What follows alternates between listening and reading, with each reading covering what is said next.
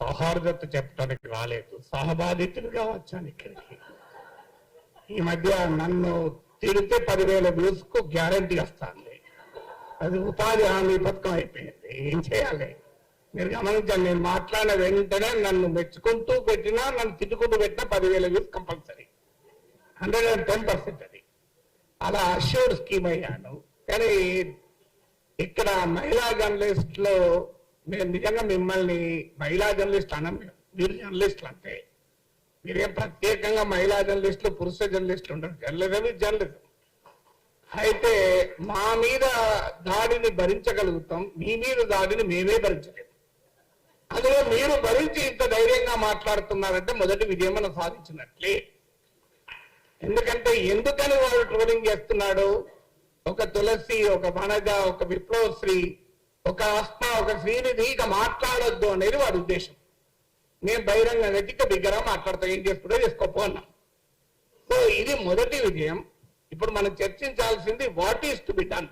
ఏం చేయాలంటే ఇంకా బిగ్గరగా మాట్లాడాలి. ఇది మొదటిది. ఎంత బిగ్గరగా మాట్లాడాలి? వాడు నిలబడేలా మాట్లాడాలి. ఎంతకాలం మాట్లాడుతుందా ట్రోలింగ్ చేస్తాడు, ఎప్పుడోసారి ఓపిక నశిస్తాడు కదా. ఫార్చునేట్లీ మనలాంటి వాళ్ళు పెరుగుతున్న కొద్దీ వాడికి టైం కూడా సరిపోదు, డిస్ట్రిబ్యూట్ అవుతుంది. క్షేత్రగణితం, మెన్సురేషన్. నలుగురు ఉన్నప్పుడు వాళ్ళందరూ నలుగురు మీద పడతారు.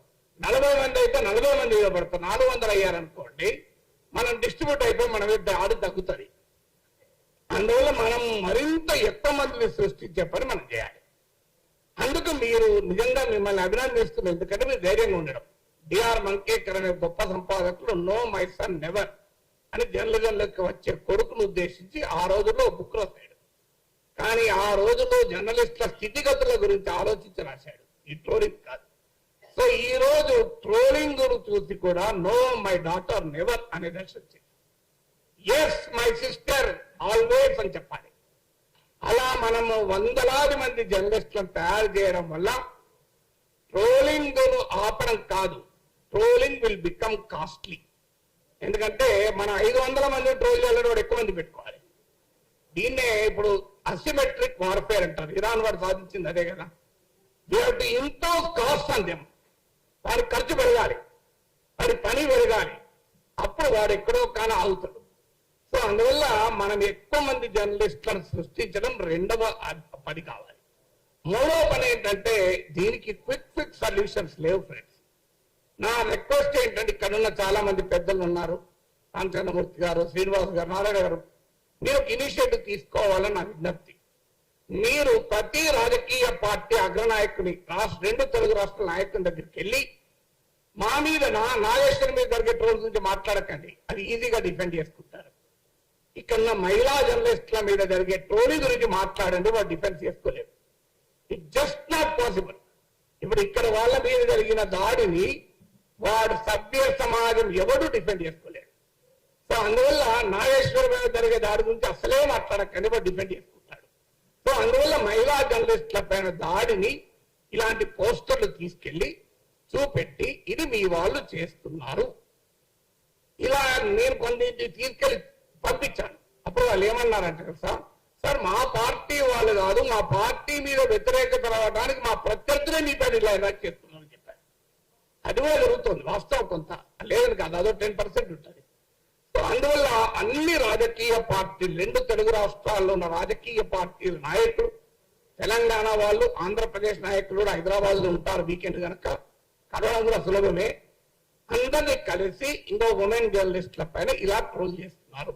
ఇది శాంపుల్ మాత్రమే, మీరేమంటారు అని అడగాలి. ఇది మొదటిగా మనము చేయాల్సిన మొదటి పని. ఇది అన్ని పార్టీలు తరతమ తేడాలు లేకుండా అన్ని రాజకీయ పార్టీలను కలవాలి. ఆ తర్వాత ఏం చేయాలి? 4వ సొల్యూషన్, ఇలాంటి ఒక రౌండ్ టేబుల్ పెట్టి అన్ని పార్టీల నాయకులను పిలిచి వాళ్ళ ముందర చర్చ పెట్టాలి. సో వాళ్ళు ఎంత లోపల ఈ పని చేయించినా బయట వచ్చి సమర్థించుకోరు, ఇంపాసిబుల్. ఇంకా మన సమాజం అంతా అనాగరికంగా కాలే, ఇంకో 10 ఏళ్ళు పడుతుంది. ఇలాంటి వ్యవస్థ ఇట్లే కొనసాగుతూ 10 ఏళ్ల తర్వాత బహిరంగ కూడా సమర్థించుకుంటారు. మీరు కనుక రాజకీయ పార్టీల ప్రతినిధులను పిలిచి కూర్చుండబెట్టి ఇందులో ఇప్పుడు కొంతమంది కేస్ స్టడీ చెప్పారు, అస్మా, విప్లవశ్రీ, వీళ్ళ కేస్ స్టడీస్ ముందు పెట్టాలి. మీరు ఏమంటారు చెప్పండి. So what will you do? మీరు ఆన్సర్ చెప్పండి అని చెప్పి ఆ రాజకీయ పార్టీలను పబ్లిక్ గా నిలదీయాలి. ఎందుకంటే ఇది ట్రోలింగ్ అనేది అనేక లేయర్స్ లో జరుగుతుంది.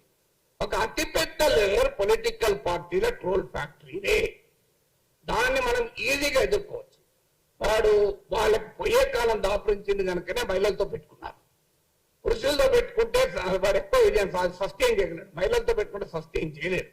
ఎందుకంటే ఇప్పటికీ మన సమాజంలో ఎక్కడో ఒక చోట మహిళను అనాలి అంటే, ఉమెన్ అనాలంటే మొహమాటం అడ్డం వస్తుంది.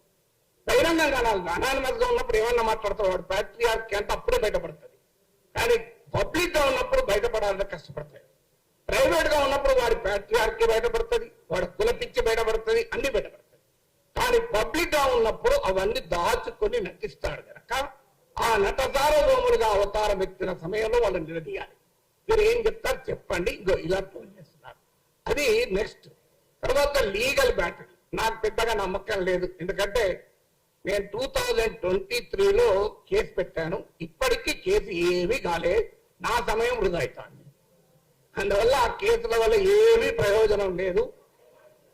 నేను పోతే ఏమన్నారు కదా, ముఖ్యమంత్రి పైన ట్రోలింగ్ ఉన్నది సార్, మిమ్మల్ని ఏం చెప్తాను. సో అందువల్ల ఐ హావ్ నో బిలీఫ్. చెయ్యొద్దని అంటలేడు, కానీ ఐ హావ్ నో బిలీఫ్. ఇంకోటి చెప్తాను. ఈ మధ్య నా గురించి 2 టీవీ ఛానల్ పెద్ద డిబేట్లు పెట్టి, సో ఆన్లైన్ లో సోషల్ మీడియాలో ఎంత బూతులు తిరుగుతారో టీవీలో కూడా బూతులు తిట్టారు. ఇంకా దారుణం.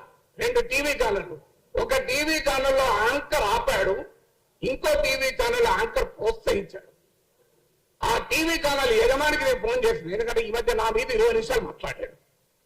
20 నిమిషాలు ఆయన పాపులర్ కామెంటరీలో నా గురించే మాట్లాడాడు, దేశంలో ఏ సమస్య లేనట్టు. నేను ఫోన్ చేసి అడిగాను, నువ్వు అద్భుతంగా విశ్లేషణ చేశావు, కానీ ఒక్క మాట అయినా ఇంత నీచంగా నాగేశ్వరరావు తప్పని అనే ధైర్యం ఎందుకు చేయలేకపోయావు అన్నా. పోనీ నీవు కేసులు పెట్టినందుకు రైట్ అని చెప్పుకునే ధైర్యం ఎందుకు చేయలేకపోయావు చెప్పండి అన్నా. తప్ప నువ్వు అనాయన ధైర్యం చేయాలి, పోనీ రైట్ అని నన్ను ధైర్యం చేయాలి, నాకు అభ్యంతరం లేదు అంటే. ఆ కేసులతో ఏమవుతుంది, నా మీద కూడా ట్రోలింగ్ జరుగుతుంది అంటాడు. సో అందువల్ల దయచేసి ఇక్కడ ఉన్న జర్నలిజం పెద్దలకు నా విజ్ఞప్తి ఏంటంటే, ఇది ఆన్లైన్ మీడియా కాదు, మెయిన్ స్ట్రీమ్ మీడియాలో కూడా అతి నీచంగా నా పైన 1 hour డిబేట్ పెట్టి చర్చించారు. Can you imagine? Main stream debate లో నీచంగా వ్యక్తిగతంగా మాట్లాడారు, కానీ దాన్ని ప్రోత్సహించినారు ఆ టీవీ ఛానల్స్. సో ఈ దూరం నాతో మొదలైంది. మీరు చూడండి, భవిష్యత్తులో ఈ టీవీ ఛానల్ కూడా ఆ ట్రోల్ ఆర్మీల ఎక్స్టెన్షన్లే.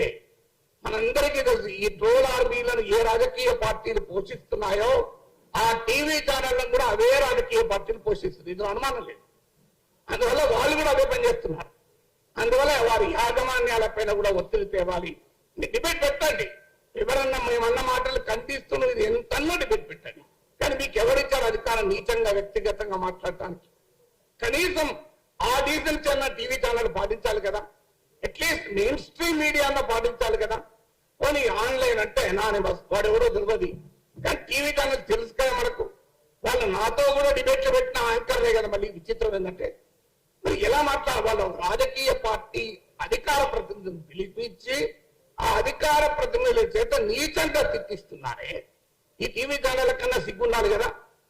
సో ఎందుకు ఈ మాట చెప్తున్నా అంటే, మెయిన్ స్ట్రీమ్ మీడియాలో కూడా ఈ ట్రోలింగ్ ఎగబాకుతోంది. ఈ ధోరణి రాబోయే కాలంలో మరింత ప్రమాదకరంగా మారుతుంది. ఎందుకంటే ఇక నెక్స్ట్ ఏం చేయాలి? ఇవన్నీ మనం what is to be done అనే దాంట్లో ఏం చేయాలి అంటే, సమాజానికి sunlight is the best disinfectant అన్న సుప్రీంకోర్టు. అంటే మనం ఇంకా ఎక్కువ మాట్లాడడం వల్ల మాత్రమే. ఓ తత్వవేత్త అంటాడు, నిలబడితే నీవు నిలబడి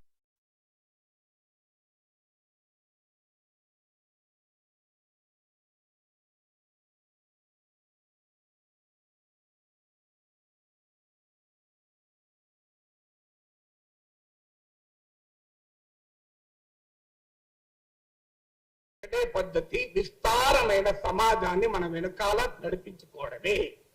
దానికి పరిష్కారం ఏంటంటే, శత్రువు మనని కొడితే ప్రజలకు తాకాలి, మనము శత్రువును కొట్టితే కూడా వారి వెనకాలన్న ప్రజలను స్పందించేలా చేయాలి. అందువల్ల ప్రజా సమస్యల పైన మరింత ఎక్కువగా మాట్లాడితే వద్దన్నా వాళ్ళే మన రక్షణకు వస్తారు. నువ్వు నన్ను ట్రోల్ చేస్తావు, నేను విశాఖ స్టీల్ ప్లాంట్ కార్మికుల తరఫున మాట్లాడినా, వాళ్ళు చూసుకుంటారు. నువ్వు నన్ను ట్రోల్ చేస్తావు, నేను పొగాకు రైతుల పక్షాన మాట్లాడినా, ట్రోల్ చేసి చూసుకో, వాళ్ళు చూసుకుంటారు. నువ్వు ట్రోల్ చేస్తావు, నేను ఆటో రైతుల పక్షాన మాట్లాడినా. నీవు ట్రోల్ చేస్తావు, నేను తెలంగాణ పోలీసులకు ఉద్యోగాల కొరకు బాధపడుతున్న నిరుద్యోగుల గురించి మాట్లాడతా. ఏం చేస్తావో చూడండి. అందువల్ల నేను ఈ మధ్య పనిగట్టుకొని ఇదివరకన్నా ఎక్కువగా ఎక్కడ ప్రజా సమస్య ఉందో జల్లెడ పట్టి వెతికి వాళ్ళ గురించి ఎక్కువ మాట్లాడుతున్నా. ఎందుకంటే అల్టిమేట్ గా ప్రజలే మన కవచము, అది గుర్తుపెట్టుకుందాం. సో అందువల్ల మరింతగా ప్రజా పక్షాన విస్తారమైన జనం సమస్యలు మనం తీసుకొని జనం భుజాల మీద తుపాకీ పెట్టి మనను వాడు ట్రోల్స్ భుజాల మీద తుపాకి మనం కాలుస్తున్నారు కదా, మేము జనం భుజాల మీద తుపాకి పెట్టి ఈ సంగతి చెప్తాం. అప్పుడు ఏమంటారు చూడండి, మీరు మమ్మల్ని కొడతానంటే ఆ ప్రజలే మా రక్షణకు వస్తారు. అది మన అనుభవం అందరిది కూడా. అందువల్ల ఇలా మనం ఆలోచించాల్సింది ఏంటంటే తత్వవేత్తలు సమాజాన్ని పరిపరి విధాలు నిర్వచించాలి. ఈ ట్రోలింగ్ గురించి 100 రకాలుగా చెప్పగలిగే సామర్థ్యం ఉన్న వాళ్ళు, అనుభవం ఉన్న వాళ్ళు ఇక్కడ చాలా మంది ఉన్నారు. Let us find a solution. అందువల్ల కొన్ని సొల్యూషన్, ఎవరి దగ్గర పర్మనెంట్ సొల్యూషన్ లేదు. సుప్రీంకోర్టు మాట అంటది, హేట్ కు పరిష్కారం ఏంటంటే ఫ్రెటర్నిటీ అమౌంట్ సిటిజన్స్ అని సుప్రీంకోర్టు తీర్పులో చెప్పింది. ఇవాళ మీరు పెట్టింది సరిగ్గా అదే పని. Fraternity amount fellow journalist will always be a solution. అందువల్ల నా అపీల్ ఏంటంటే హైదరాబాద్ ప్రెస్ క్లబ్ నా అపీల్, మీరు ఇనిషియేటివ్ తీసుకొని రాజకీయ పార్టీల నాయకుల్ని ప్రముఖుల్ని పిలిచి, వాళ్ళు ఏదో బచ్చగాలను పంపిస్తారు, అలా కాకుండా పెద్దవాళ్ళను పిలిపించి ఈ ఉమెన్ జర్నలిస్టులు పడ్డ కష్టాలను వాళ్ళ ముందు పెట్టి మీరు ఏం మాట్లాడతారో చెప్పండి అని నిలదీద్దాం.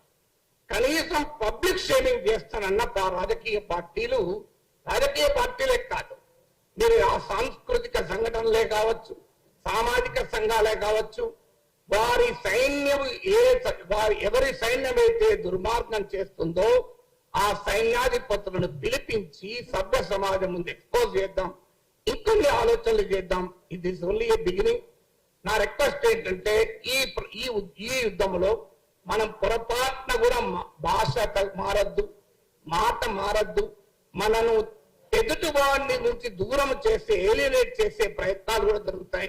వాటి మధ్య అప్రమత్తంగా ఉంటూ ఈ ధర్మ పోరాటం అంటే రాంగ్ మీనింగ్లు వస్తాయి. ఈ ధర్మ యుద్ధాన్ని మనం మొదలు పెడదాం. ఖచ్చితంగా మీ వెంటాల మేము ఉంటాం. ఒకటే దీనికి పరిష్కారం, మీరు ఒక్కడు ట్రోల్ చేస్తే మేము ఇంకా 100 సార్లు మాట్లాడతాం. నీవు నెరిపడతావా నేను నెరిపడతావా చూద్దాం. భగత్ సింగ్ అన్న మాటలు ఉన్నాయి సార్, పడోసీకి తమన్నా హై ఆశా హై దిల్ మే దేఖ్నా హై జోర్ కిత్నా బాజు ఏ కాతిల్ మే అన్నాడు. నువ్వు ఎంత తాడి చేస్తావో, నీ దగ్గర ఎంత శక్తి ఉందో చూద్దాం, నా దగ్గర ఎంత శక్తి ఉందో చూద్దాం. అందువల్ల ఈ పోరాటాన్ని, ఈ జర్నలిజాన్ని మరింత ఉధృతంగా తీసుకెళ్లడమే సమస్యకు ఒక పరిష్కారం. ఇదొక వార్. ఈ వార్లో పోరాడిన వాడిదే గెలుపు. అందువల్ల మనం పోరాడుదాం, ఐక్యంగా పోరాడదాం, విజయం సాధించుదాం. Thank you very much. Thank you sir. Jhansi గారు మాట్లాడు. ఆస్మా అలాగే శ్రీనిధి చాలా వాళ్ళు మాట్లాడినటువంటి మాటలు విన్నప్పుడు ఇక్కడ ఆ ట్రోలింగ్ చేస్తున్నటువంటి వాళ్ళు సిగ్గుపడాల్సినటువంటి విషయంగా నాకు కనిపించింది. వాళ్ళు ఎంత గౌరవప్రదంగా మీరు చేసినటువంటి నీచంగా మీరు చేసినటువంటి ట్రోలింగ్ ని ఎట్లా తిప్పికొట్టారు.